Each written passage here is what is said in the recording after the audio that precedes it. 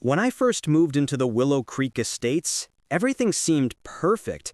Tree-lined streets glistening in the morning sun, manicured lawns so flawless they looked airbrushed, and neighbors who smiled just a little too politely as they waved. It was exactly the kind of neighborhood my family and I had dreamed of, a sanctuary away from the chaos of city life. The HOA, the Willow Creek Homeowners Association, was the supposed guardian of this paradise. Their rules were strict but reasonable. No trash cans visible from the street, no unapproved paint colors, and absolutely no unauthorized landscaping changes. At first, I didn't think much of it. I even found comfort in the order they enforced. After all, who doesn't want a neighborhood that looks like a magazine cover? But as the first month slipped by, little things started to feel off. Mail would go missing for days, maintenance requests were mysteriously delayed, and occasionally I'd hear faint thuds or the scrape of something being moved beneath my house late at night. I brushed it off at first. Old houses creak, pipes shift, neighbors move furniture. It's all normal, right? But there was an intensity to the sounds, a rhythm that felt deliberate. Then came the letters.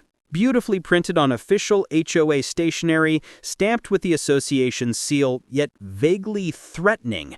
They weren't exactly accusations, more like ominous reminders. Please ensure your property remains in compliance. Non-compliance may result in investigation. And each time I'd check my yard, my fences, my house, and everything was fine, perfectly fine. Yet these letters kept coming. At first, I ignored them, thinking bureaucracy was just inefficient. But soon I realized the HOA was watching everything, and their interest wasn't casual, it was obsessive.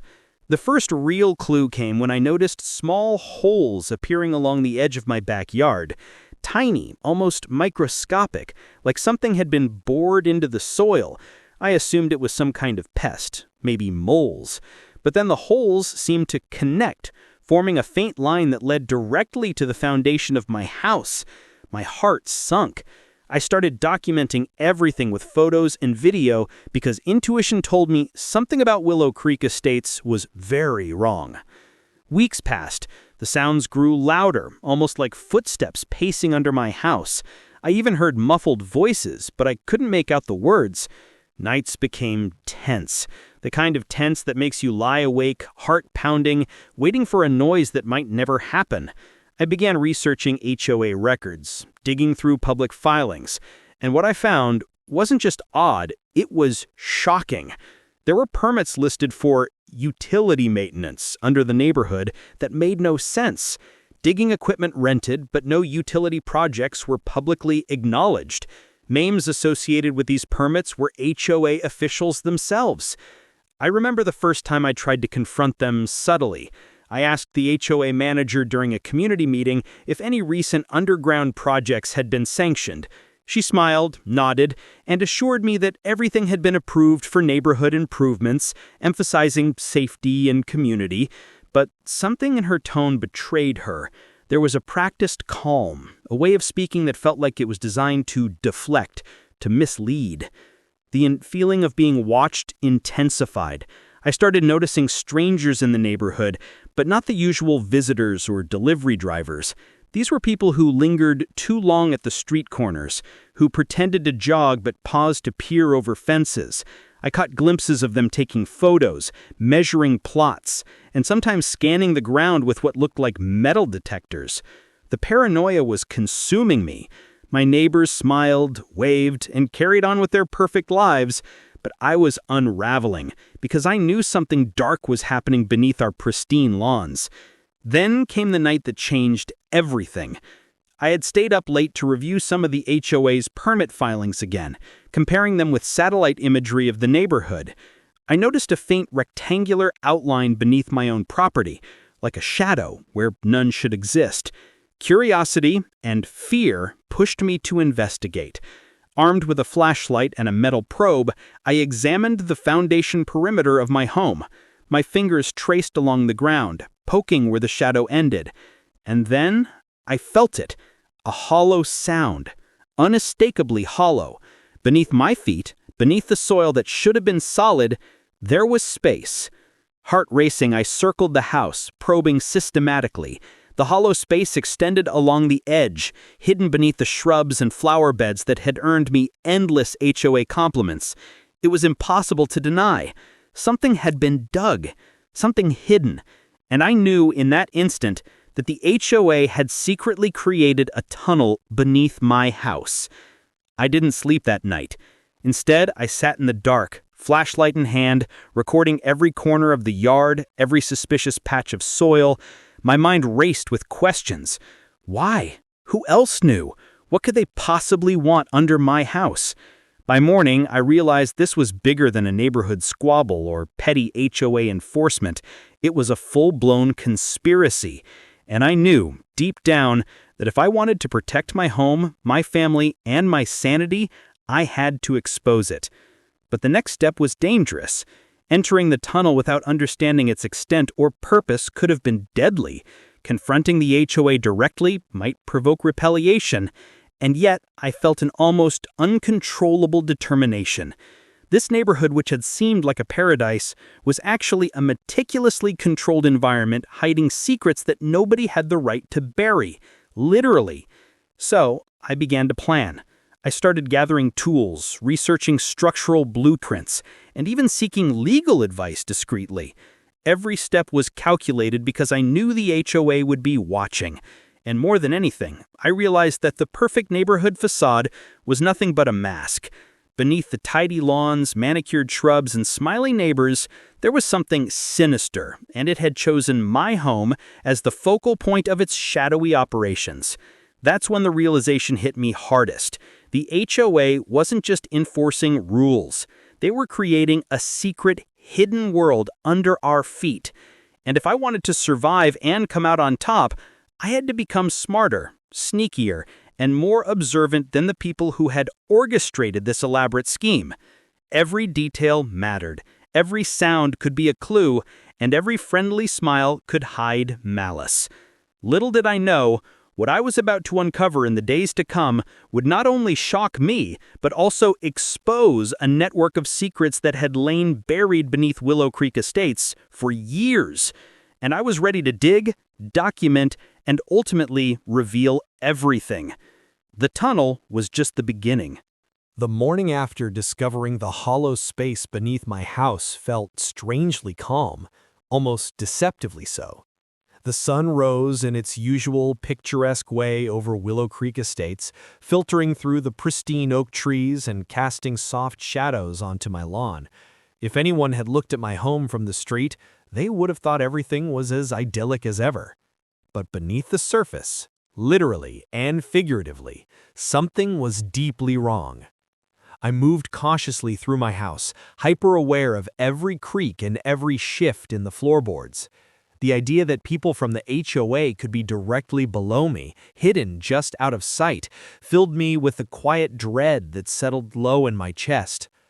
I spent the early hours rechecking my documentation, every letter from the HOA, every odd noise I'd recorded, every picture of the tiny holes and disturbed soil. I wasn't paranoid anymore. I was preparing for a battle. The first step was confirming the existence of the tunnel. Knowing it was there was one thing, proving it was another. I needed irrefutable evidence, something that couldn't be swept under the rug by the association's polished legal team. So after ensuring no one was watching, no joggers lingering a bit too long, no HOA board members strolling suspiciously past, I carefully dug at one of the spots where the hollow sound had echoed the loudest. The soil felt unnaturally loose, as if it had been disturbed recently. Within minutes, my shovel hit something solid, but not natural. Wood. A plank. I brushed away more dirt, revealing what appeared to be a concealed wooden trapdoor, expertly camouflaged beneath the soil and integrated into the foundation's edge. It was secured with heavy latches and covered with a rubberized layer designed to mimic the look of soil. Whoever had built this hadn't just been sneaky, they had been professional. My heart pounded as I pressed my ear against the wooden surface. Faintly, almost below perception, there it was, movement, a dragging sound, a distant metallic clank, and then, unmistakably, the murmur of voices. I couldn't make out the words, but the tone was sharp, purposeful. Someone was having a conversation beneath my home. I backed away, terrified but resolute. I knew I couldn't open the trapdoor alone. Not yet. I needed a plan, a way to expose this without putting myself directly in harm's way. And that meant understanding who in the HOA was behind this, and why they chose my property as their secret access point. I reviewed the HOA board roster. The president, a man named Frederick Alder, had an unsettling history of pushing unexplained infrastructure improvements. The vice president, Linda Harmon, was known for her strict enforcement of even the smallest infractions. And the treasurer, Sylvia Markham, oversaw community funds with an almost obsessive secrecy. Each of them had been part of the community for over a decade. My property, however, had only recently become theirs to monitor. That led me to wonder what existed beneath Willow Creek Estates before the homes were built. Maybe the tunnel wasn't new. Maybe the HOA had merely inherited it and decided to use it. I spent the rest of the morning searching through old city planning maps and zoning records. The deeper I looked, the stranger things became. There were notes about an old municipal project, something labeled Sub-Level Access Initiative, that had been abruptly discontinued decades ago. The documents lacked detail, as if someone had scrubbed them, but the dates aligned too closely with the founding of Willow Creek Estates to be a coincidence. If the HOA had access to abandoned underground structures, they could be using them for anything. Storage, secret meetings, hidden infrastructure they didn't want residents to know about? Or worse. The possibilities spiraled in my mind, each one darker than the last. That afternoon, I took a walk through the neighborhood, pretending to enjoy the sunshine while discreetly observing everything. The suspicious joggers were nowhere to be seen today. But the HOA office, located at the far end of Willow Bend Road, had more activity than usual. Vehicles with tinted windows came and went silently. Men in plain clothes carried equipment inside. Boxes, cables, what looked like surveying instruments. No one else seemed to notice, or perhaps they chose not to. I kept my head down and moved quickly past the building, but even in those few seconds I felt the prickle of eyes watching me. From the windows, from behind the tinted glass, maybe even from the shadows of the doorway. The HOA was on high alert. Something had escalated, and I feared I was the cause. When I returned home, I examined the soil near the trapdoor again and instantly froze. The dirt had been disturbed. The imprint was unmistakable. Footprints. They led directly to the concealed entrance under my house and then back towards the street. Someone had accessed the tunnel while I was gone. Someone from the HOA. Panic shot through me. If they had discovered my earlier digging, they might know I was onto them. The thought of retaliation gnawed at me, but strangely, it also fueled my determination. If they were scrambling to cover their tracks, it meant they had something worth hiding, and that meant I could expose them. Night fell quietly, but the darkness intensified the eerie awareness of what lay below. I sat in my living room with every light off, listening intently for any sound beneath me. Hours passed in silence, and then, faintly at first, came the unmistakable scrape of metal sliding against wood. They were closing something, securing something, maybe sealing the tunnel. I moved toward the backyard door with quiet, careful steps and peered through the window. At the side of the house, partially hidden in shadow, stood two figures. They wore dark clothing and moved with silent coordination. One carried a tool that glinted faintly in the moonlight. The other crouched beside the foundation, near the trapdoor. I watched breathlessly as they smoothed over the soil with swift, practiced motions. They didn't speak, didn't hesitate. When they finished, they stood, scanned the yard with cold deliberation, and walked away into the night. I waited a full 10 minutes before stepping outside. The spot looked perfectly arranged again, just as manicured and undisturbed as the rest of the neighborhood. But I knew better. And that's when I saw it. A small metallic tag partially buried in the dirt. It must have fallen from the equipment they'd been carrying. I picked it up, brushing away the soil. It bore only 2 letters, engraved sharply, professionally. WCI. Willow Creek Initiative. The same initials I had seen earlier on the abandoned municipal project files. Everything was connected. The HOA, the tunnel, and the long-discontinued underground project weren't separate mysteries. They were all part of one scheme that had been quietly growing beneath the neighborhood for decades. And now they were trying desperately to keep it hidden. But they had made a mistake. They had left evidence, and I intended to follow it. The next day would be the beginning of my real investigation, one that would take me deeper into the underground network and closer to the truth than the HOA ever intended anyone to get.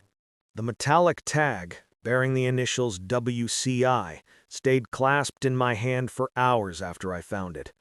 I kept turning it over between my fingers, feeling the weight of its implications more than the metal itself.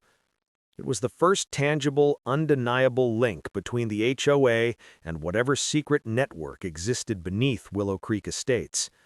And now that I had something real, something they didn't know they'd left behind, I felt the first flicker of power shift in my direction. But just because I had the evidence didn't mean I understood the danger. And the danger, as I would soon learn, went deeper than the tunnel under my house, much deeper. I didn't dare approach the trapdoor again in broad daylight. My yard, once a place of peaceful morning coffee and weekend relaxation, now felt like hostile territory. Every shrub seemed capable of hiding a watching eye, every open window a concealed camera. So I waited. I let the day pass in a careful, deliberate routine. Curtains half closed, lights dimmed, movement kept minimal. The HOA patrol car passed my street twice that day. It usually only made its rounds in the evening. Twice was no coincidence. While they circled like vultures, I buried myself in research. I printed old maps, marked construction dates, and explored archived newspapers looking for any mention of the Willow Creek Initiative.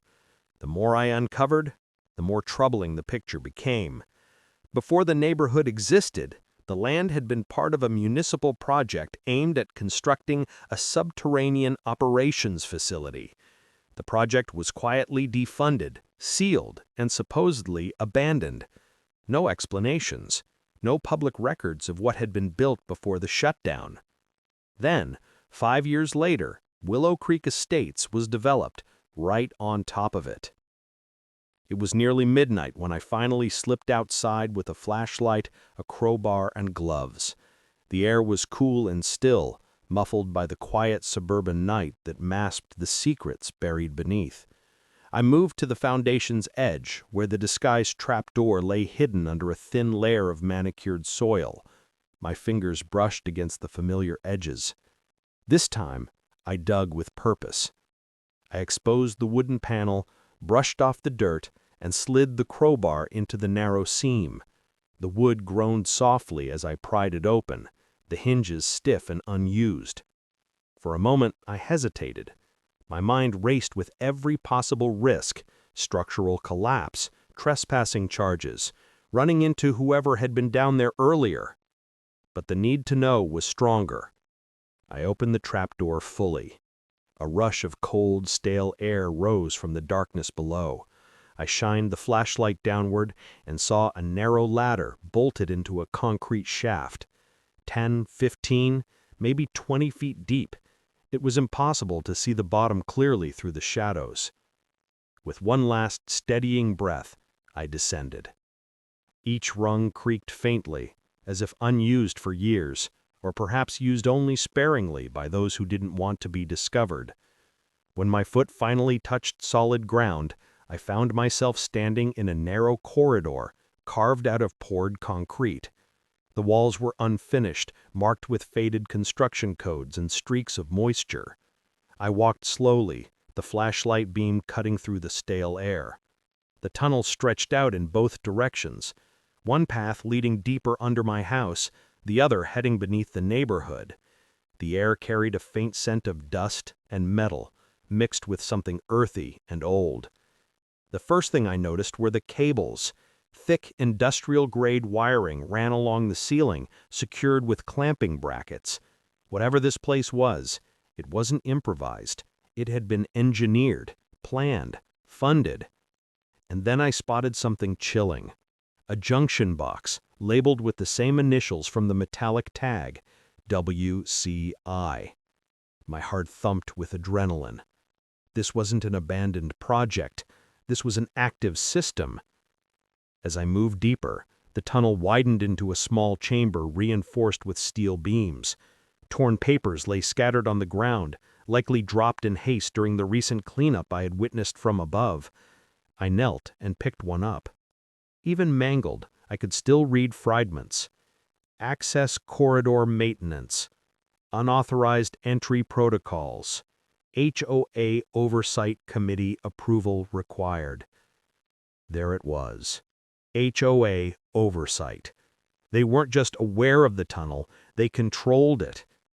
Further inside the chamber, I found a metal storage container shoved partially against the wall, as if someone had abandoned it mid-move. I pried it open. Inside were the last things I expected to find. Rolls of detailed maps showing every property in the neighborhood, crisscrossed by hand-drawn lines marking underground passageways. Nearly every home had a branch leading beneath it. Mine was simply one of many. But the tunnel under my house was the main access point, the largest connection hub. And that meant one thing. The HOA had chosen my property deliberately. Suddenly, the faint echo of footsteps reverberated through the tunnel. My blood turned to ice. Someone else was down here. I switched off my flashlight instantly and ducked behind a support beam. The footsteps grew louder, deliberate, unhurried, as though the person walking felt they had complete control of this hidden world. The darkness down here wasn't just the absence of light, it was the concealment of power. A dim glow appeared around the bend in the tunnel, the source blocked by shifting shadows. Someone carried a lantern or flashlight. They paused near the chamber entrance. I held my breath, pressing myself as tightly as possible against the concrete beam. Their light scanned the room, grazing the overturned container I had opened. Then the beam rose, illuminating the dust swirling in the air. I watched as the figure took a few steps inside, boots crunching softly against loose gravel. Whoever it was let out a frustrated exhale and tapped something on a handheld device. A soft beeping echoed briefly, followed by a static burst of radio-like communication. They were searching for something. They were looking for a breach, and they were very close. A moment later, another voice crackled faintly through the device, distorted but unmistakably authoritative. The figure nodded, responded quietly, and finally turned away, retreating down the corridor. The light faded. The footsteps gradually softened until they disappeared completely. Only then did I release the breath I'd been holding, my lungs burning. I waited several minutes to ensure the silence wasn't a trap. Then I slipped back toward the ladder, moving as soundlessly as possible. My hands trembled as I climbed. My yard, when I emerged, had never felt more alive with danger. I closed the trapdoor, covered it with soil, and retreated indoors. My pulse was still pounding, but my mind was racing with understanding. This wasn't just a tunnel. This was an infrastructure, a network, a controlled, monitored system that the Willow Creek HOA had inherited, expanded, and weaponized. And now they knew someone had been down there ahead of them, someone unapproved. The next day, everything would change. The HOA would escalate, and I would have to escalate faster. The tunnel was no longer the secret I feared. It was the battlefield I had to prepare for. The morning after my descent into the tunnel was eerily quiet, but not in a peaceful way. It was the kind of quiet that settles over a battlefield before anyone realizes a war has already begun. I moved through my home with deliberate caution, every step heavy with the awareness that the HOA now sensed a breach, an intruder in their hidden world beneath Willow Creek Estates. And though they didn't yet know who that intruder was, the pressure in the air made it clear they were closing in fast. I spent the first hour of daylight checking the perimeter of my house. Nothing seemed disturbed, but the stillness itself felt unnatural. Usually neighborhood life filled the air by sunrise, the distant hum of lawnmowers, children waiting for the school bus, the occasional bark of a dog. That morning, there was nothing, just a tense, suffocating silence. Then, as if on cue, a white SUV with the HOA emblem rolled slowly down my street. It moved at a crawl, pausing in front of my driveway for a moment too long.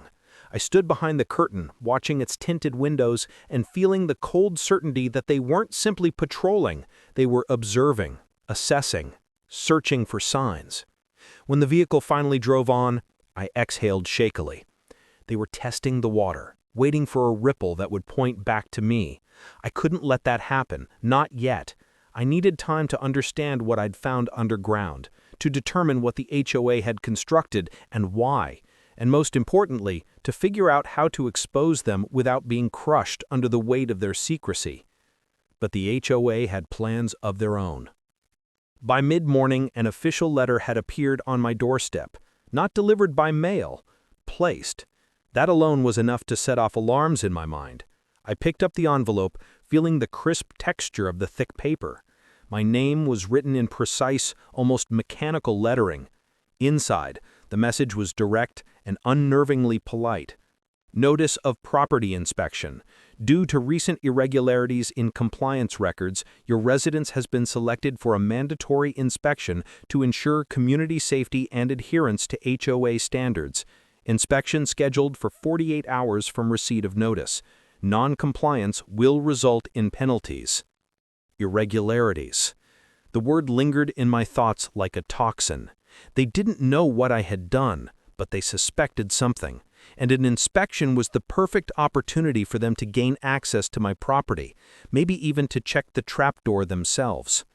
2 days was not enough time to dismantle or hide what I'd uncovered, nor could I risk refusing the inspection, which would only strengthen their suspicions. I needed another angle, something that would not only distract them, but also give me leverage. So I turned my attention to the maps I'd collected the night before. Every home in the neighborhood had been marked with underground pathways connecting back to the main tunnel network. Some were labeled with additional symbols, triangles, circles, arrows, notations I didn't yet understand. My home, however, was marked with a thick black square, heavily reinforced lines, and the handwritten label, Primary Access Point. The question wasn't why they had chosen my property, it was what they were doing with it. My mind drifted back to the storage container in the chamber, the papers detailing maintenance protocols and oversight approvals. Whoever patrolled the tunnels did so with purpose, not curiosity. The infrastructure was active, maintained regularly, and monitored closely, and I had stumbled directly into the center of it. I spent the rest of the day gathering every piece of evidence I had.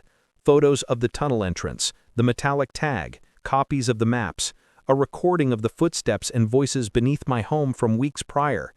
My plan was forming slowly but steadily. If the HOA wanted to corner me with an inspection, I would build a stronger case before they arrived, enough to ensure that if they pushed me, I could push back harder. But the HOA had plans of their own. By mid-morning, another sign of escalation appeared. A new set of holes, tiny punctures in the soil, lined the edge of my backyard. These were not the original markers I had found before. These were fresh, newly dug.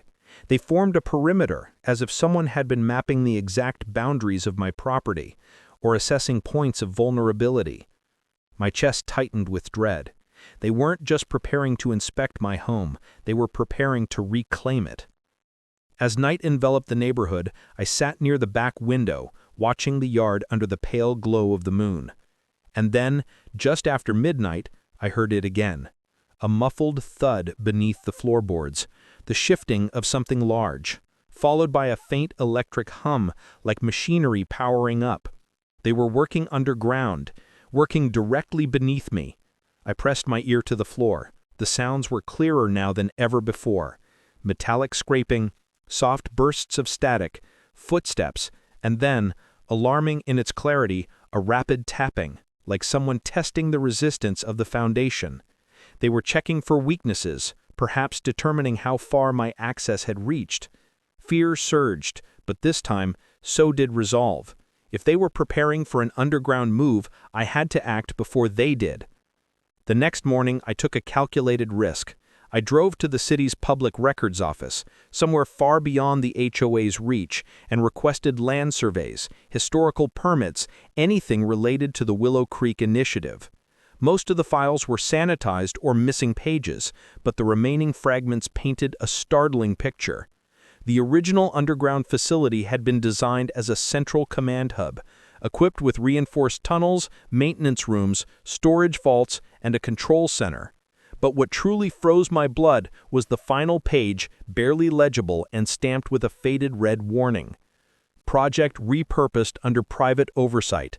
Authorized access restricted to designated leadership. Any breach of confidentiality subject to immediate termination of associated privileges. Private oversight. Leadership. Termination. The terms were unmistakable. At some point, the remnants of the municipal project had been handed over to a private entity, and that entity was now my HOA. I returned home with more questions than answers, but the biggest question loomed like a storm cloud. Why would an HOA need access to an underground command structure? What were they controlling? That night, the sounds beneath my home grew louder still.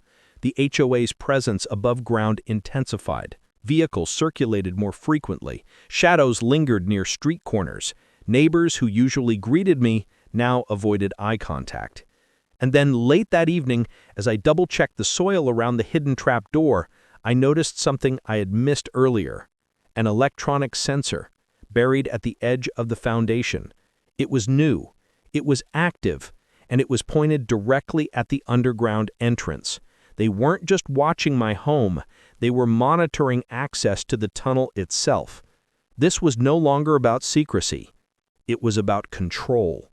Control of whatever lay beneath Willow Creek Estates, and control of me.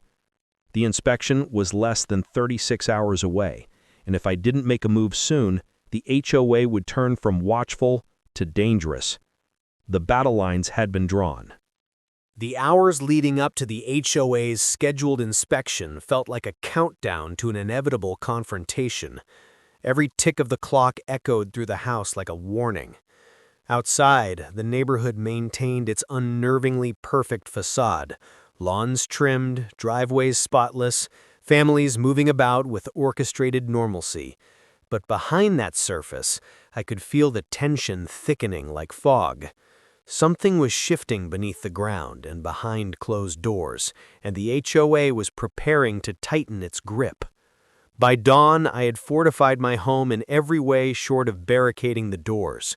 My evidence was organized into labeled folders and hidden in 3 separate locations, in case the HOA attempted anything drastic.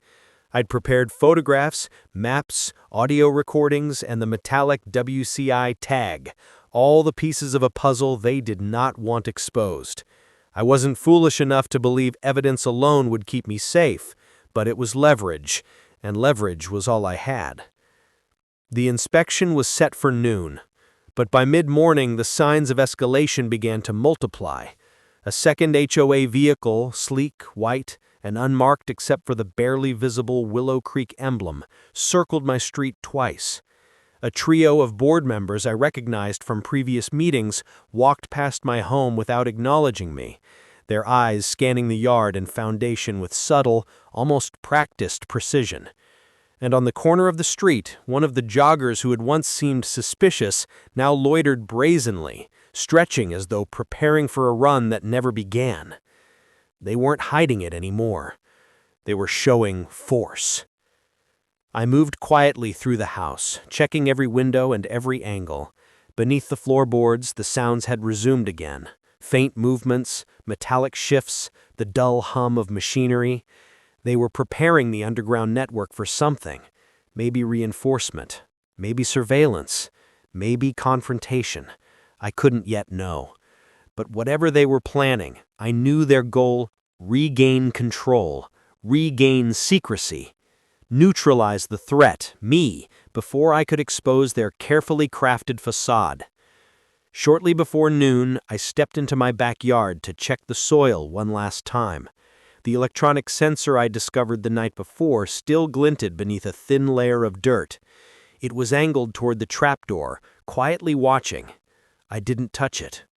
Interfering with it would be a dead giveaway that I knew it was there. Instead, I recorded its presence on my phone and stepped back inside.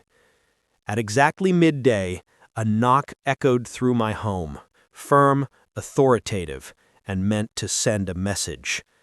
I opened the door slowly and found 3 HOA board members standing on my porch, each dressed in formal attire that seemed out of place for a simple property inspection.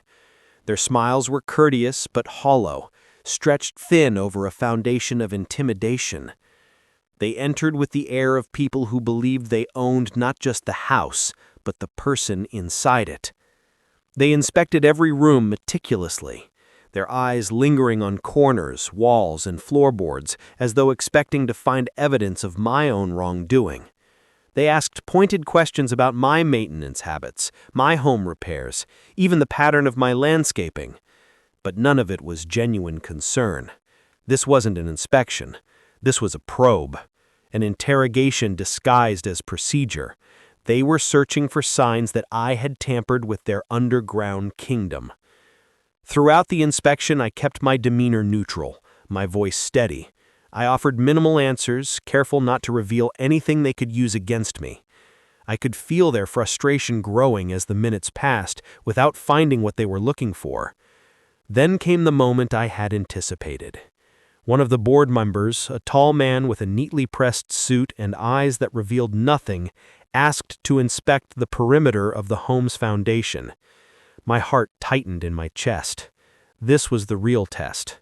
The trapdoor lay hidden just inches beneath the soil. If they uncovered the disturbed dirt or noticed my earlier excavation marks, everything would unravel instantly. I followed them outside, doing my best to mask the anxiety tightening every muscle in my body. The trio spread out methodically, examining the exterior walls and peering along the foundation line. One of them paused near the trapdoor. She knelt down, running her fingers lightly through the soil. I forced myself to remain still, even as every instinct inside me screamed to intervene. After a moment, she stood up, brushed the dirt from her hands, and continued her inspection. But the look she exchanged with the others was unmistakable. They knew something was off. The soil was too soft, too uneven. It had been disturbed recently. But instead of confronting me then and there, they continued the inspection in eerie silence. When they finally left the property, they offered polite goodbyes, but their eyes held none of the courtesy their voices attempted to convey. They left with the quiet certainty of people who believed they had the upper hand. And that terrified me more than any threat they could have spoken out loud. The moment their vehicle turned the corner, I retreated inside and collapsed into a chair. My mind raced. They had discovered the disturbed soil. They had seen the subtle signs I couldn't hide, and they were going to act on it. Night fell with heavy tension. The neighborhood lights flickered on one by one, illuminating the perfect lawns and quiet streets, but beneath that calm, the underground world churned with activity. The sensations beneath my floor were stronger than ever. Vibrations, faint rumbling, shifting support beams. They were reinforcing something, perhaps preparing for forced access. Around midnight, I made the dangerous decision to descend into the tunnel again. I couldn't wait. I needed to know what they were doing beneath me. I approached the trapdoor with heightened awareness, checking the yard for movement. When I pried it open, a blast of colder air rushed upward, a sign that the tunnels had been disturbed recently. The smell of dust and metal was sharper this time, mixed with something else, something almost like fresh concrete. I climbed down the ladder quickly, flashlight in hand. My footsteps echoed softly in the tunnel corridor. At first, everything looked the same, the walls, the cables, the faded construction markings, but as I moved deeper, I heard it. The unmistakable clatter of tools, the scrape of metal against metal, and muffled voices further down the tunnel. They were working overtime. They were expanding the network. They were sealing access points. And then I saw what they had done.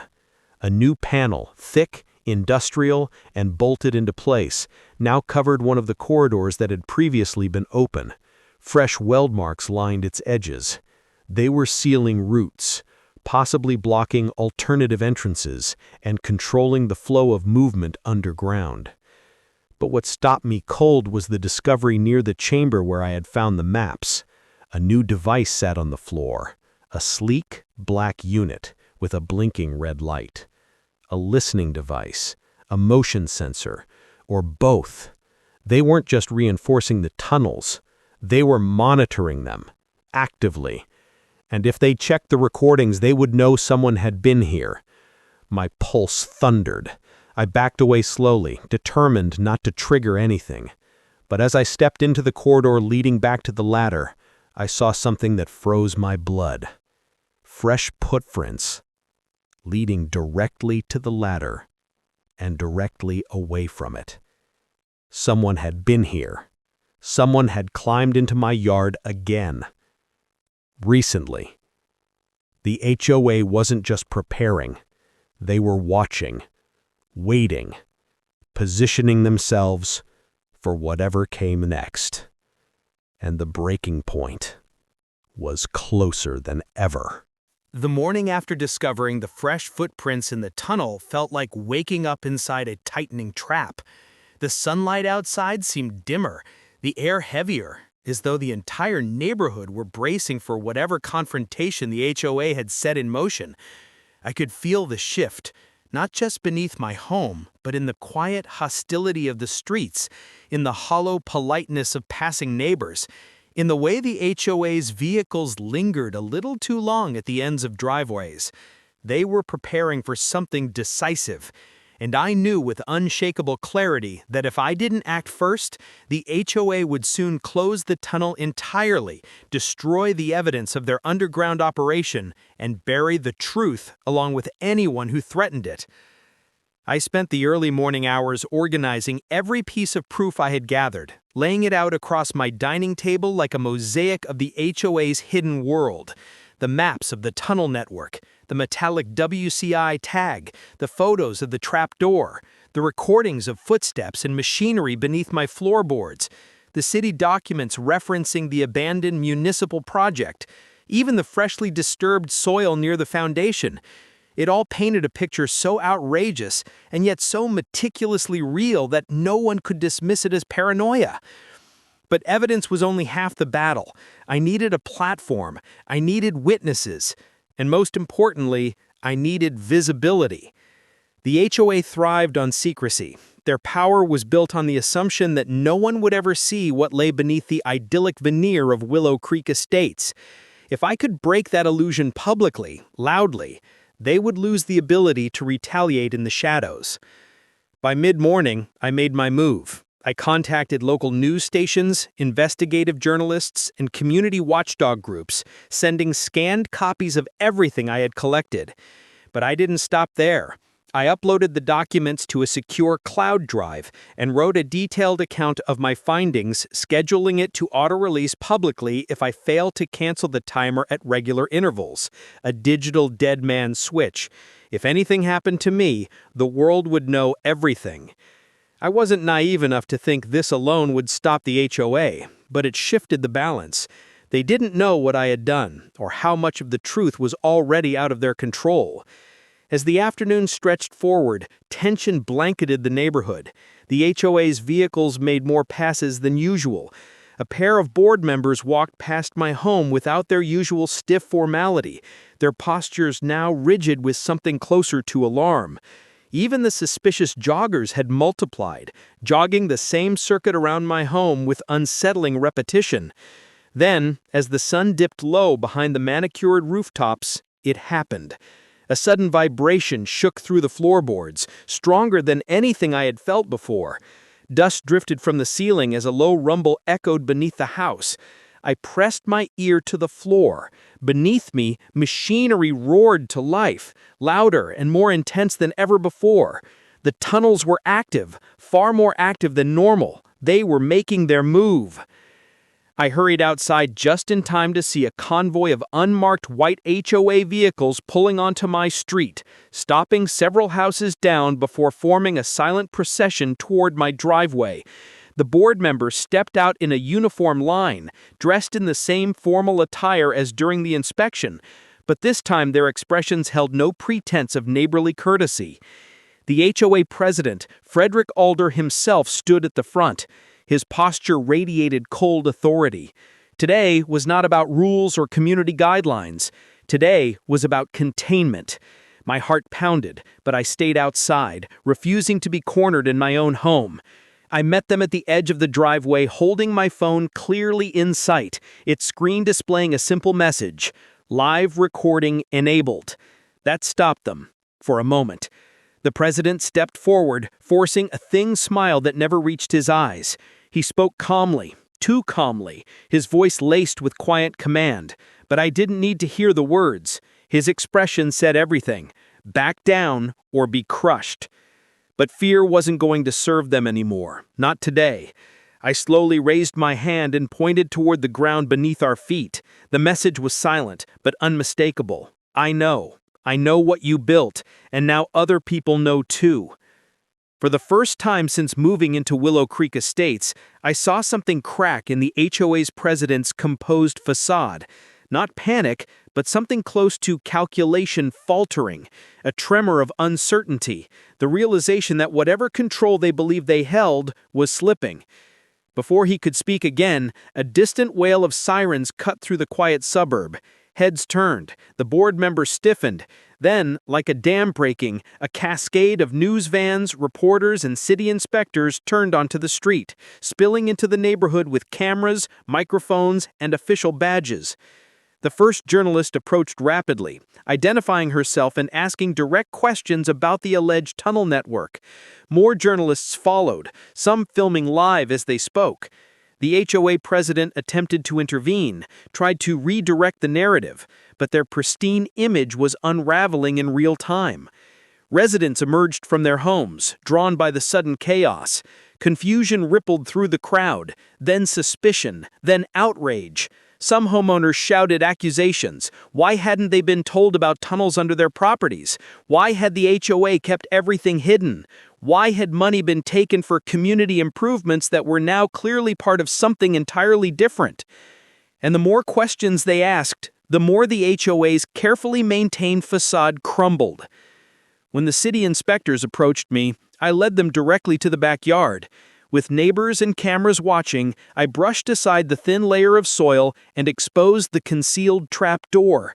Gasps rippled through the gathering crowd as the inspectors confirmed its artificial design, tested its structural components, and documented it thoroughly. The tension that once suffocated me now suffocated the HOA. But the final blow came when one of the inspectors descended the ladder and returned minutes later with a grim expression and a simple statement, spoken loud enough for everyone to hear. There's a large-scale, unauthorized underground structure. This goes far beyond building code violations. The crowd erupted with shock. Cameras zoomed in, reporters fired off rapid questions, and the HOA members, cornered on all sides, could do nothing but watch their empire collapse. By nightfall, the city had issued an immediate shutdown of the entire tunnel system.